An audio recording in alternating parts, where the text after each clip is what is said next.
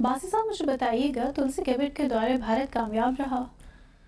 تلسی گیبٹ صاحبہ کامیاب اور ناکام کا جو یہ دو الفاظ ہیں بڑے مشکل ہیں، کیونکہ دورہ تو بھارت دورہ ہوتا ہے، اور اچھا دورہ تھا میرے خیال میں، بڑی آؤ بھگت ہوئی، بڑا زبردست استقبال کیا گیا، ریڈ کارپٹ بچھایا گیا ان کے لیے.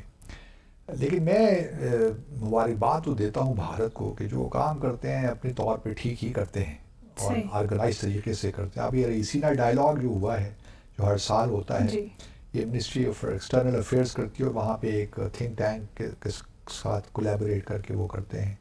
یہ 2016 سے شروع ہوا تھا، پہلا میں نے اٹینڈ کیا تھا، میں اس زمانے میں وہیں تھا. تو رائٹ. پہلا جو ان کا رئیسینہ ڈائلاگ جو شروع ہوا تھا میں نے وہ اٹینڈ کیا.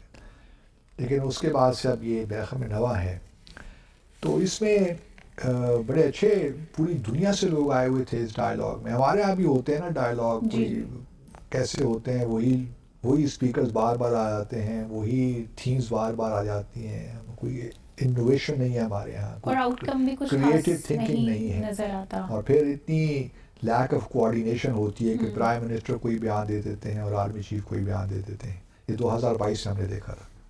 تو اس قسم کے کام کم سے کم بھارت میں نہیں ہوتے.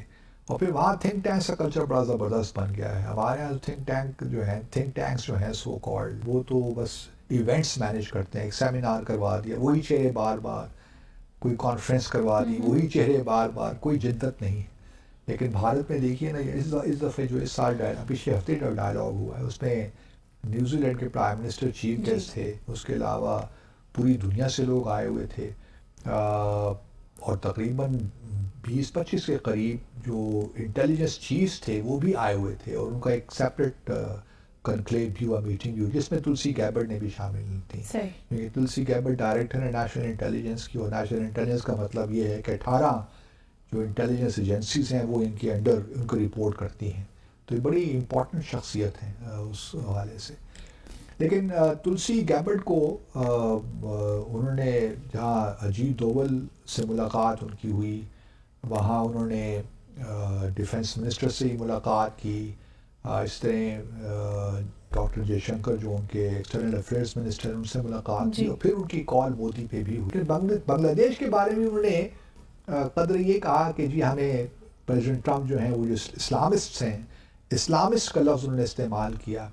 حالانکہ وہ صرف دہشت گردی بھی کہہ سکتے تھے. یہ دہشت گردی کو مذاہب کے نقطۂ نظر سے دیکھنا بھی کسی طور مناسب نہیں ہے. یہ غلط ہے. تو اسلامسٹ ایکسٹریمسٹ اور اسلامسٹ ٹیررسٹ اس قسم کے الفاظ استعمال کرنا کسی طور یہ مناسب نہیں ہے.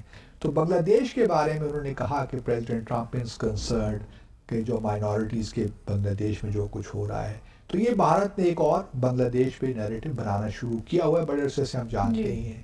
اب اس میں سچائی تو ہے نہیں، کیونکہ ہم جانتے ہیں بنگلہ دیش میں ایسی چیز نہیں ہو رہی. اور بنگلہ دیش کے جو چیف ایڈوائزر ہیں انٹرم، وہ بار بار یہی کہہ رہے ہیں ڈاکٹر محمد یونس کہ ایسی کوئی بات نہیں ہے. انیشیل پیریڈ میں اگست کے مہینے پچھلے سال جب بھی ریولوشن آ رہا تھا، اسٹوڈنٹ ریولوشن، اس زمانے میں اگر اکا دکا واقعات ہو گئے تو اس کو آپ یوں پیش نہ کیجئے کہ اس کو حکومت کی پذیرائی حاصل ہے یا سپورٹ حاصل ہے. ہم تو مائنورٹیز کو پروٹیکٹ کرتے آئے ہیں اور کرتے رہیں گے.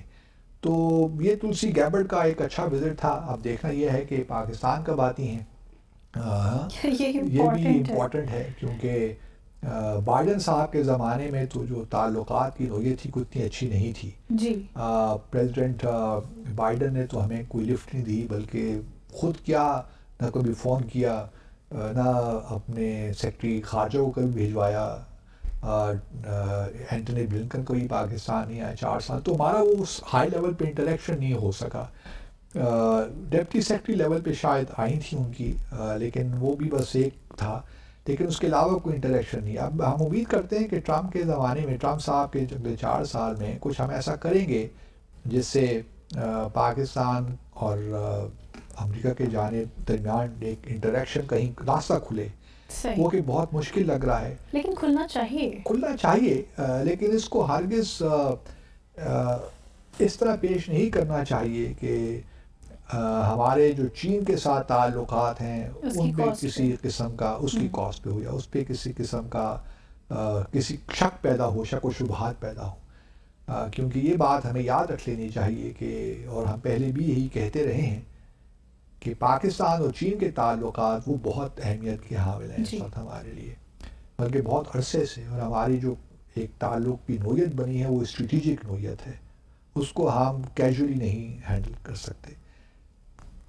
امریکہ کا معاملہ کوئی ڈفرینٹ ہے، ہر وقت نئی انتظامیہ آ جاتی ہے، ان کے خیالات بدل جاتے ہیں، ان کی پالیسی بھی بدل جاتی ہے، ایک حالانکہ انتظامیہ کے رہتے ہوئے بھی پالیسیز 360 ڈگری اینگل سے چینج ہوتی رہتی ہیں، یو کین نیور پریڈکٹ کہ یہ کون سی ڈائمینشن پہ جا رہے ہیں، کس چیز کو فالو کر رہے ہیں۔ خاص طور پہ ٹرمپ صاحب کے بارے میں تو کچھ بھی آپ تیقن کے ساتھ نہیں کہہ سکتی، وہ تو ایسا معاملہ ہے کہ آج اگر وہ آپ کی جانب دیکھ رہے ہیں، ہاتھ ملا رہے ہیں، بغل گیر ہو رہے ہیں، تو کل آپ کو آپ صبح اٹھے اور آپ کو کوئی ایک دھمکی مل رہی ہو ٹرمپ کی جانب سے، یہ جو ہے نا یہ طریقہ ہے ڈیل کرنے کا کہ آپ کوئی اچھی بات بھی کہہ دیں، پھر پریشر بلڈ کرنے کے لیے کچھ اور بات مطلب انپریڈکٹیبل رہیں، تاکہ جو آپ کا انٹرلیکیوٹر ہے وہ گیس سی کرتا رہے کہ ان کی پالیسی آخر ہے کیا۔ یہ بڑا اچھا طریقہ ہوتا ہے، لیکن وہ وہی ممالک افورڈ کر سکتے ہیں جن کے پاس پاور ہوتی ہے، جو اس پوزیشن میں ہوتے ہیں کہ وہ دونوں طرف کھیل سکیں اور آپ کو ڈیفینسو پہ لائیں۔ پاکستان جیسا ملک جہاں پہ ہمارے پاس اسپیس بہت کم ہے، وہاں پہ ہم یہ کام نہیں کر سکتے، تو اس لیے کوشش یہی ہونی چاہیے کوئی راستہ نکالیں۔ ہمارے سفارت خانہ جو واشنگٹن میں ہے ان کے لیے ایک بہت بڑا چیلنج ہے